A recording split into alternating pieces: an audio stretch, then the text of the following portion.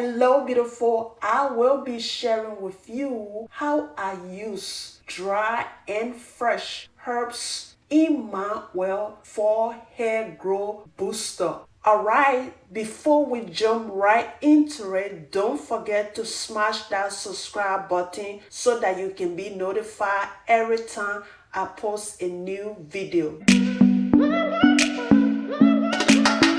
So I decided to use bay leaf because it increased circulation on the scalp, which help improve hair growth. And the next leaf is guava leaf. Guava leaf is rich in antioxidants plus regrow hair. The other ingredients I am going to be using in this video is fenugreek seeds. It has a hair growth boosting property. Therefore, by using fenugreek seeds or powder regularly can help maintain a healthy, shiny, natural hair. Now, let's talk about rice. Rice promotes faster hair growth and it improves the hair elasticity. I am not forgetting about clove. It has multiple purposes, but it's really amazing for hair growth. The antioxidant property in clove, it increase the blood circulation on the scalp for a faster hair growth. Alright, beautiful. The other dry ingredients that I add into this DIY which is pumpkin seeds, watermelon seeds, and chia seeds. I'm going to put the benefit in the description of this video.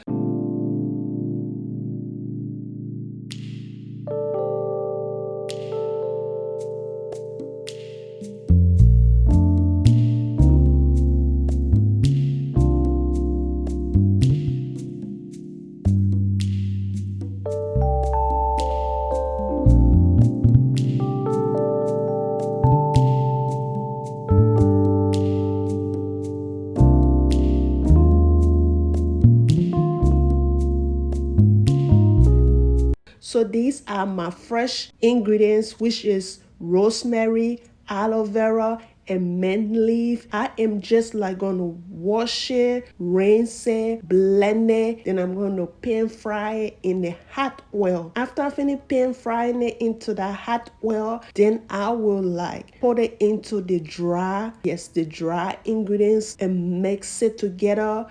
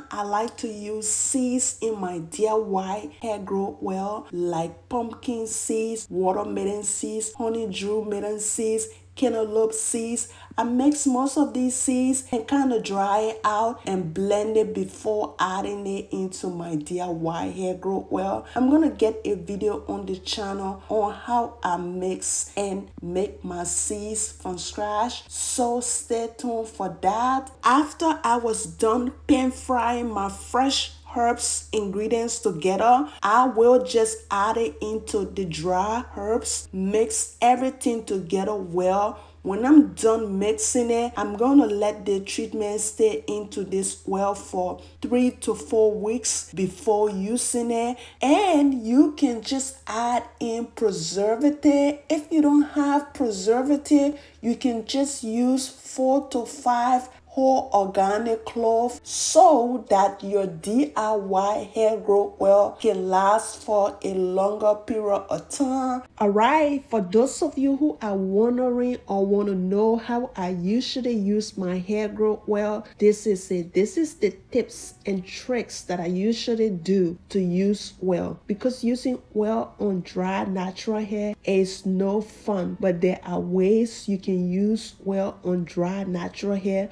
without your hair being so greasy. So one of the first way I usually use oil on my dry natural hair, when my hair is wet, I will apply the oil on my hair, then I go in with a cream leave-in conditioner. It usually stops the hair from being greasy, and sometimes I will apply the oil on my hair, then I go in with a mousse, a foaming mousse. As soon as the mousse dry, it stops your hair from being so greasy. And there are other ways you can apply oils on your hair.